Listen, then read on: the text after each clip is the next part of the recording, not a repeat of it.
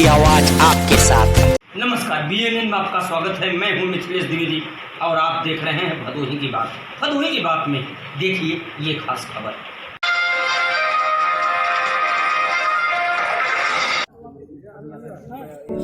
दुनिया भर में मखमली गलीचों के लिए प्रसिद्ध कालीन नगरी भदोही वीरता और सूरवीरता के भी मामले में आगे रही है।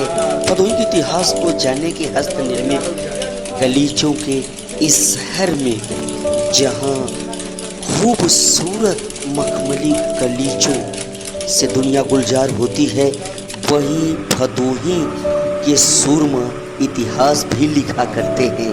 आपको जान लेना चाहिए कि भदोही जिले के विक्रमपुर गांव निवासी ओमकार नाथ दुबे, जिन्होंने 1962 के युद्ध में चीन को उसकी हैसियत बता दी थी।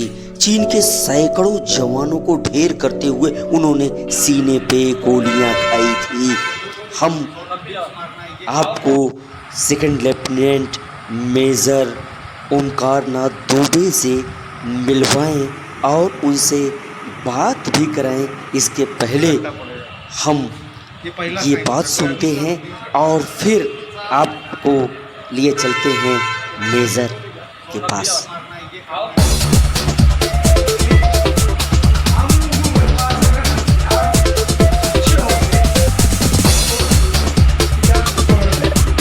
भदोही जिले के विक्रमपुर में मेजर ओमकार नाथ दुबे के आवास पे हैं। मेजर ओमकार नाथ दुबे 1962-65 और 71 की लड़ाई में भारतीय सेना के एक जाबाज ऑफिसर के तौर पर चीन के दांत खट्टे खर्च कर चुके हैं।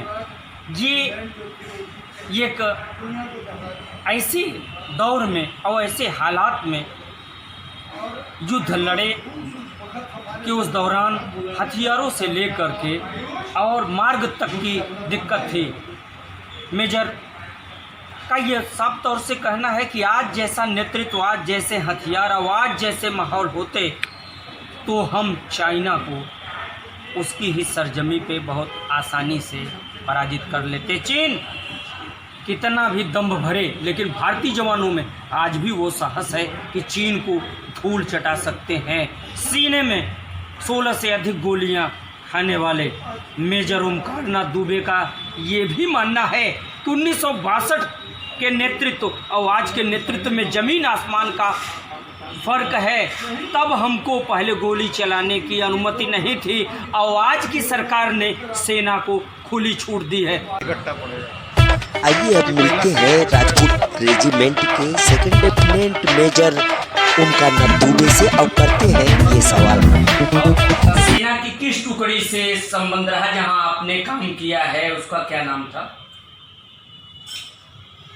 सेना की वो बटालियन जिसको मैं IMA से निकलने के बाद सेकंड लेफ्टिनेंट की हैसियत से ज्वाइन किया, उस बटालियन का नाम सेकंड राजपूत, आज भी लिखा जाता है ब्रैकेट में PAV, Prince Albert Victor's own.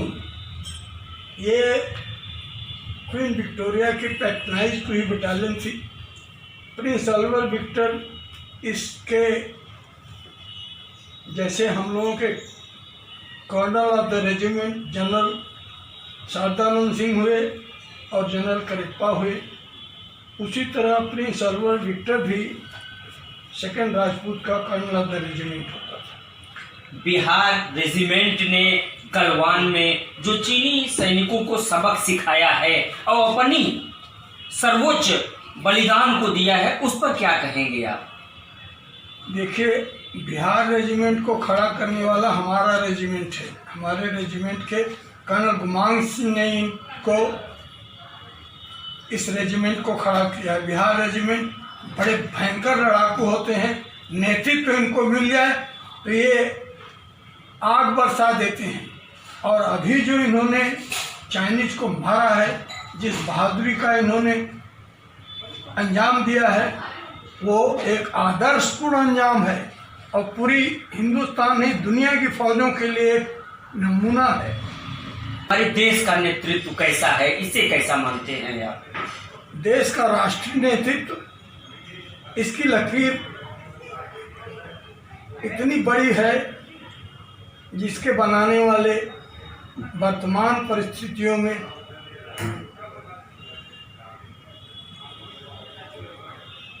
Credit कोई दे, किसी को दे, लेकिन मोदी का नेतृत्व बहुत सराहनीय है।